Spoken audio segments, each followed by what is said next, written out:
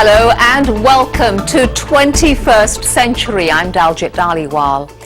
They fled violence in Iraq and became stranded in the desert. Until recently, that was the lot of several hundred Palestinian refugees. But some of them have found a creative way to change their lives for the better. Here's their story. Heartfelt goodbyes and tears. It's been a long time. Many of these refugees, Palestinians who fled from Iraq, have been waiting for years to find a better life. They had given up hope, but now that's changed. The Al Tanaf camp, where they've been stranded, is in the no man's land between Syria and Iraq. It's a desolate place. In 2006, hundreds of Palestinians who'd grown up in Iraq set out across the desert. They were fleeing an upsurge in horrific violence. Palestinians were often the targets.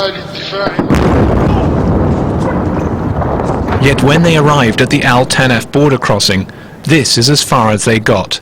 No country would let them in. The UN Refugee Agency set up this tent city in the desert, assuming it would stay here for only a few weeks. Then the weeks turned into years.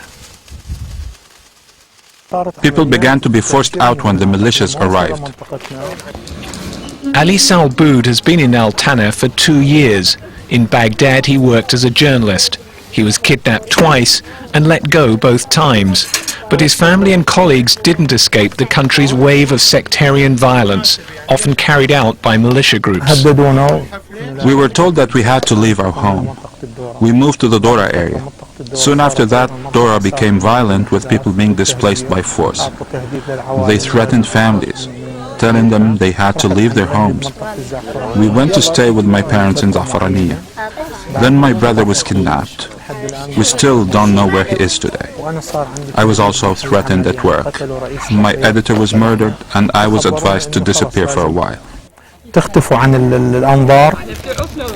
Ali entered Syria illegally with his family and went into hiding for months. Eventually they turned themselves in, hoping to be relocated to a new country, and they were sent to Al Tanaf. Ali soon established himself as a key figure in the camp, becoming the principal of Al Tanaf's small school, where he teaches science. Many of the young refugees, including 13-year-old Shahab, look up to him. He's become my mentor. He's like my father. My childhood was taken from me when I left Iraq, but it's the reality I have to deal with, whether I like it or not. Nida Hassan's family also suffered at the hands of militias. Masked men burst into her home and dragged away her husband, all this in front of her children. A month later, she went to the Baghdad morgue, where she was shown a series of photos of mutilated bodies. You had to be attentive because you only saw each photo for 5 seconds. You hardly had any time. Then my husband's photo appeared, very briefly. She had to go home and tell her children that their father was dead.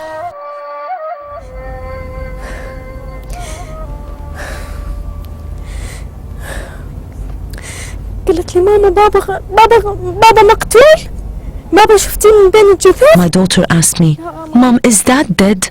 Did you see him among the dead bodies?" I said yes.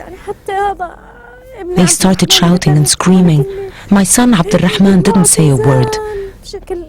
He just wept incessantly. I held them all of them, and a voice in my head said to me, "You need to be strong. You need to be strong to care for your children. You are all they have left."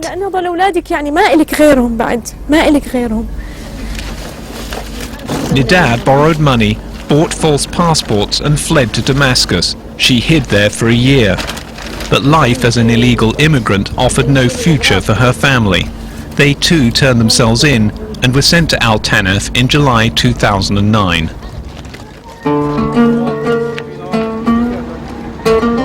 Many of these refugees have been uprooted several times.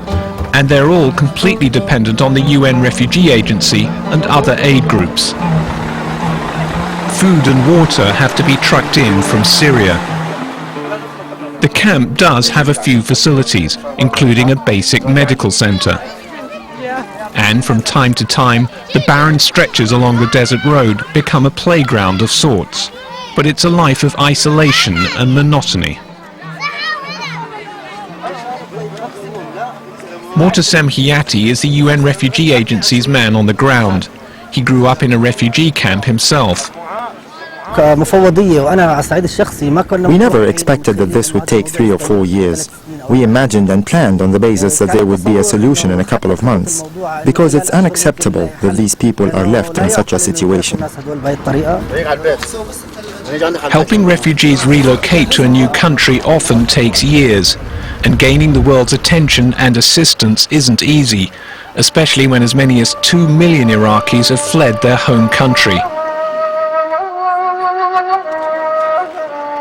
It was Ali, the ex-journalist, who realized one day that he had a solution on his doorstep, a way to raise awareness of Al-Tanaf.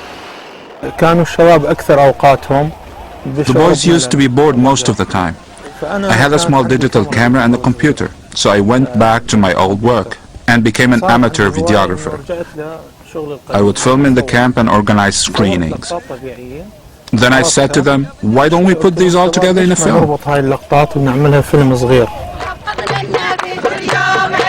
There were happy moments, but also disasters. Fires that reduced tents to ashes in minutes. Snow.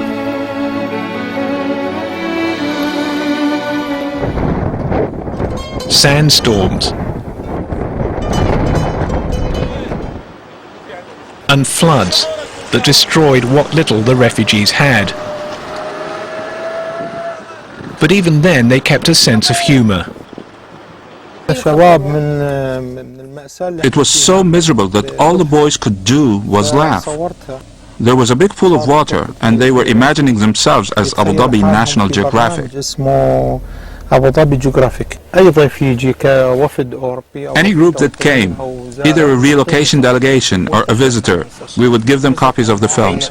These copies were widely distributed and they appeared on the internet. Sometimes me and the guys would look at these films and think, how were we able to achieve all this with such modest means? So it makes us proud.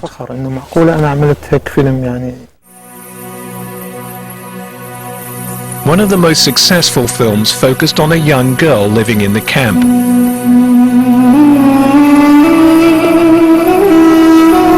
It was called Ivana Dreams. I like the camp. I like all the people that are in it. If it wasn't for the storms and the rain and the wind, it would have been a normal life for me. But we don't want tents, we want houses. We want children to go out and play outdoors and to be happy. Not just for me, for all the children. I like all the people here in the camp.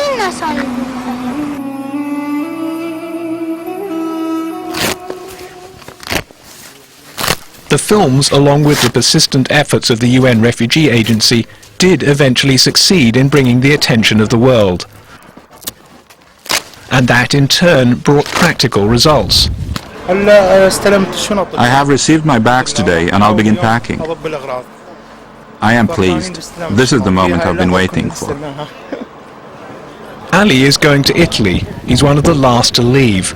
The first group of Al-Tanaf refugees left for Chile in 2008. Then several European countries opened their doors, as well as Canada. Over 750 refugees have found new homes so far. Definitely worth a celebration. Leave it here. We can't take it with us. No, I want to put it in the other bag. Leave it and they will send it to us later. No. There isn't enough space, my love. Aren't you going to miss your friends here? Are there any left? Not a single one of his friends is left. They have all gone. He's the last one here. The joy at finally being able to escape Al Tanaf camp is tempered by other feelings. The weather has been strange, and since 9 this morning I have been wandering around the camp, like a person who is going to be losing something. I have strange, mixed feelings. I will not have to worry about fires anymore. And thank God I'll be able to keep my children safe. But I am afraid of the unknown, and I don't know what my destiny is going to be. I'm sad thinking about all the friends I've made in the past 2 years. I love them, and they love me.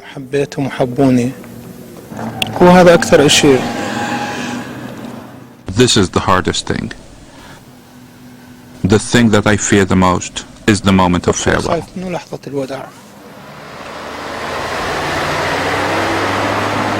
In another corner of the camp, the moving truck has arrived. Household goods are packed up. Nida is also moving all her belongings. She's going to another refugee camp in northeastern Syria, where there's brick housing and a safer environment. But it's only another temporary solution, and it's a long way from the new life she craves. I feel so scared, but I'm hoping there will be a solution for me and for my children. And soon. Not in 2 years or 3 years, because time is going by. My children just think they're wasting the years. They want to study.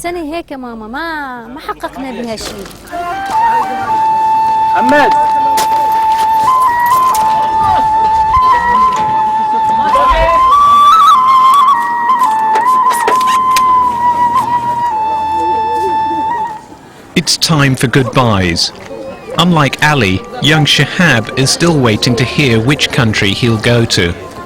For some of the refugees, it'll be years before they see their brothers, mothers, sons and daughters again. And yet, the memories of their life together in Al Tanaf will always be preserved, thanks to their films.